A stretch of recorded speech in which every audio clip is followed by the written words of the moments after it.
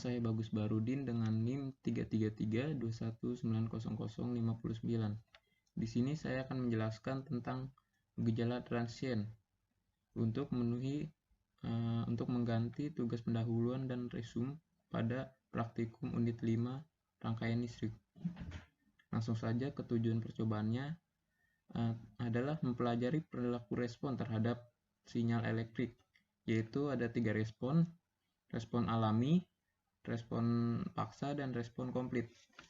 Nah, respon alami sendiri itu adalah arus atau tegangan yang terbentuk karena adanya energi yang masuk atau keluar dari komponen penyimpanan energi kapasitif atau energi induktif. Selanjutnya, respon paksa adalah arus atau tegangan yang terbentuk karena adanya energi yang masuk atau keluar dari sumber tegangan atau sumber arus. Selanjutnya adalah respon lengkap. Respon lengkap merupakan arus yang mengalir di dalam rangkaian terhadap penutupan saklar. Nah, respon ini adalah gabungan dari respon natural dan juga respon paksa. Nah, gejala transient sendiri terdapat pada rangkaian yang mengandung komponen atau elemen yang mampu menyimpan energi, induktor, dan kapasitor.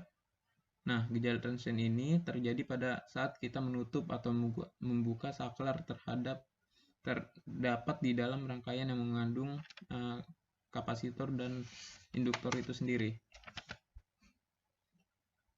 Gejala transient timbul karena pengisian atau pembuangan energi dan tidak dapat dilakukan secara mendadak. Dalam hal ini, gejala transient diungkapkan dengan perubahan arus pada L atau perubahan tegangan pada C. Nah, itu saja untuk penjelasan awalnya.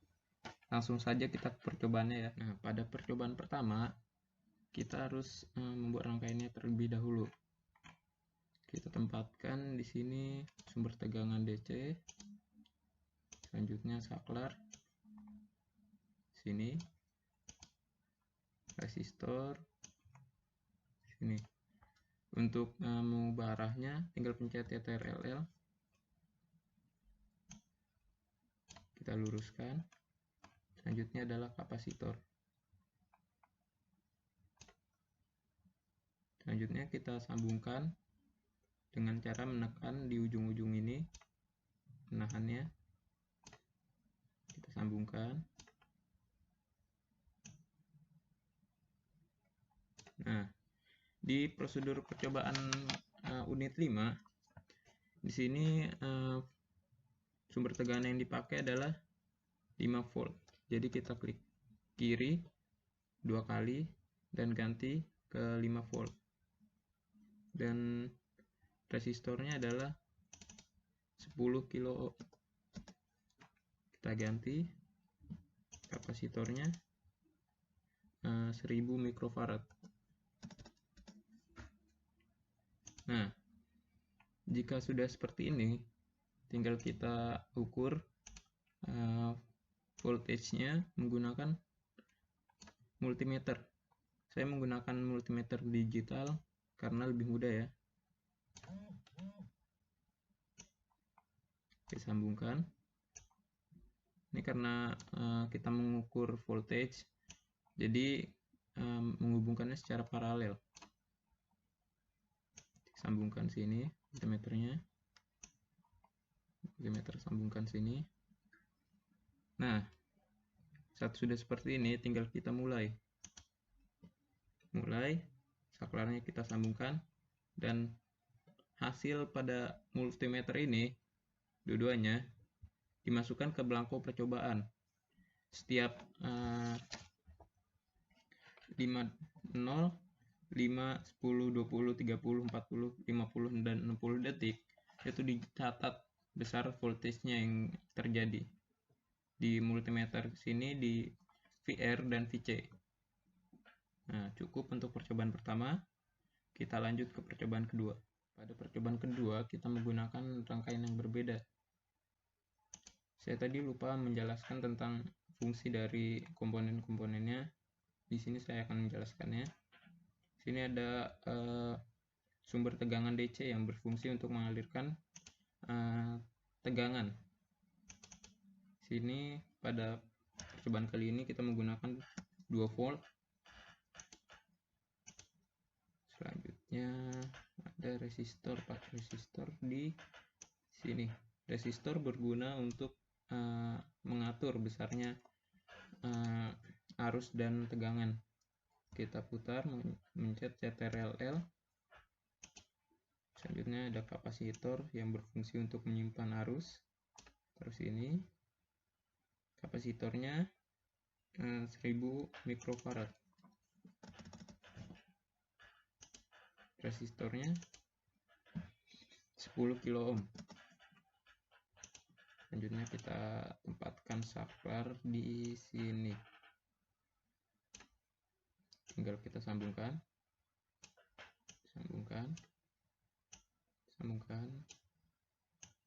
dan sambungkan. Selanjutnya kita untuk mengukurnya menggunakan multimeter digital lagi.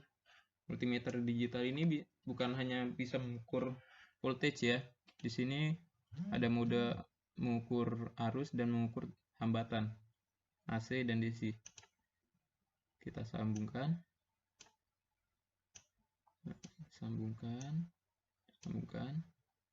dan satu lagi di sini untuk mengukur VC-nya.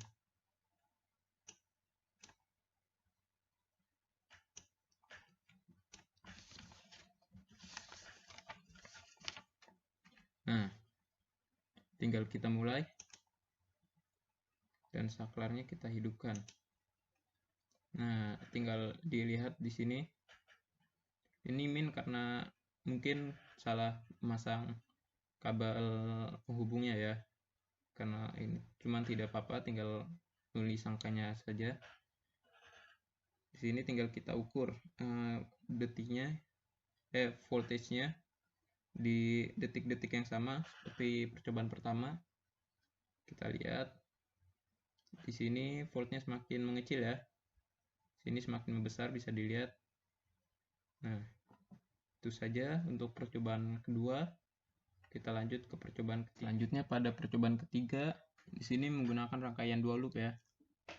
Kita rangkai lagi. Sumber tegangannya di sini. Terus di sini ada saklar. Sini ya. Resistornya berada di sini.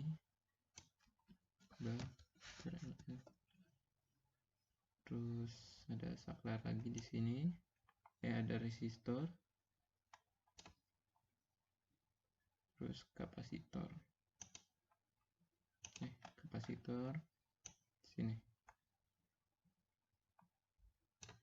Saklar lagi di sini ternyata. CTRL. Nah, tinggal kita sambungkan. Rangkaiannya kita sambungkan.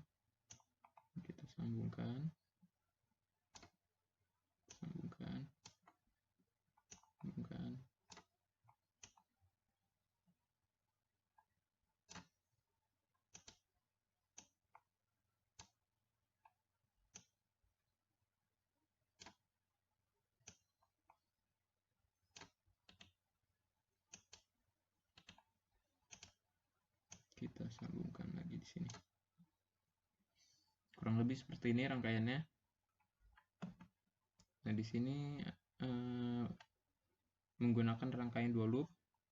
Sini mengukur VR3 di sini dan VC di sini. Tempatkan multimeter digitalnya lagi. Sambungkan.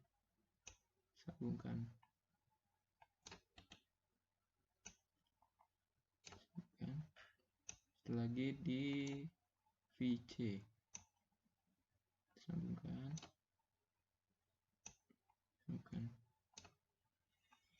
Nah, di sini menggunakan sumber tegangannya itu 5 volt. Terus R1 dan R2-nya 20 kilo ohm.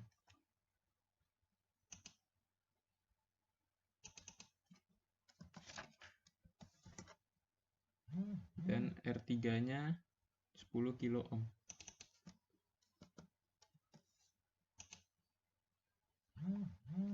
Kapasitornya 2200 mikrofarad. 2200 mikrofarad. Sudah. Habis itu tinggal kita mulai. Dan saklarnya kita sambungkan.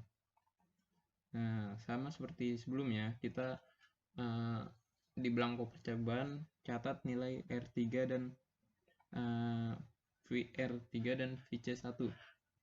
Bisa diamati voltage-nya di VR3 menurun dan di VC1 itu naik ya.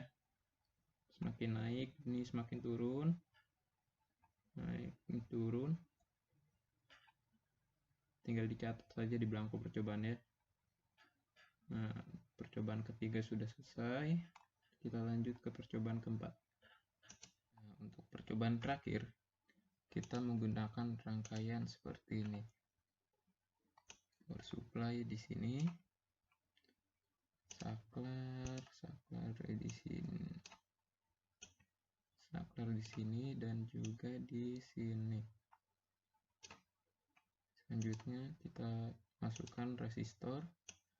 Resistornya di sini, CTRLN. Satu lagi di sini,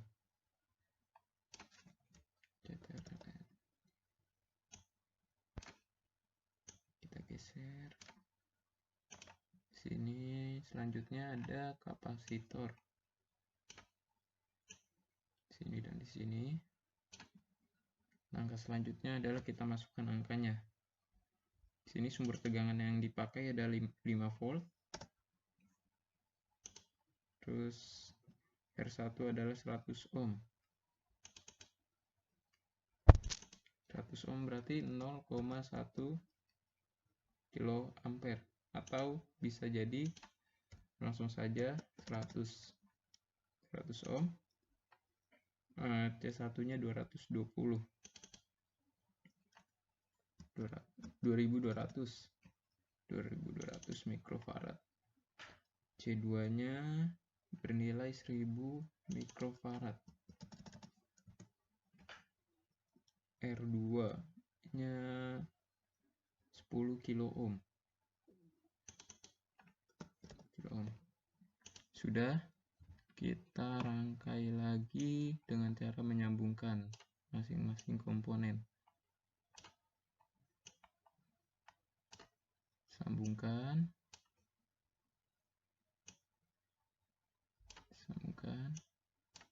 kan terakhir kita sambungkan sini. Nah, sudah. Sama multimeternya jangan lupa, kita menggunakan multimeter digital lagi. Ini sini, yang kedua di sini, sambungkan lagi, yang terakhir.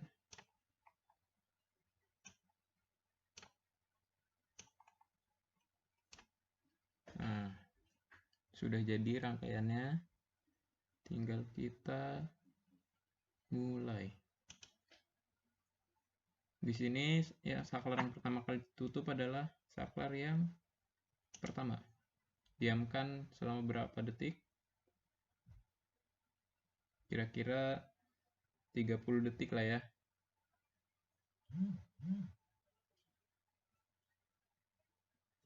Kita tunggu. Semisal sudah 30 detik, tinggal kita tutup saklar yang kedua. Bisa dilihat perubahannya. Perubahannya kita bisa dilihat. Yang ini naik, yang VC2, yang VR di sini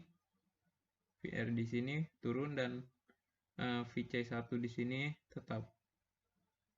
Nah, mungkin cukup untuk penjelasan praktikum unit 5 tentang gejala transien. Kurang lebihnya mohon maaf. Wassalamualaikum warahmatullahi wabarakatuh.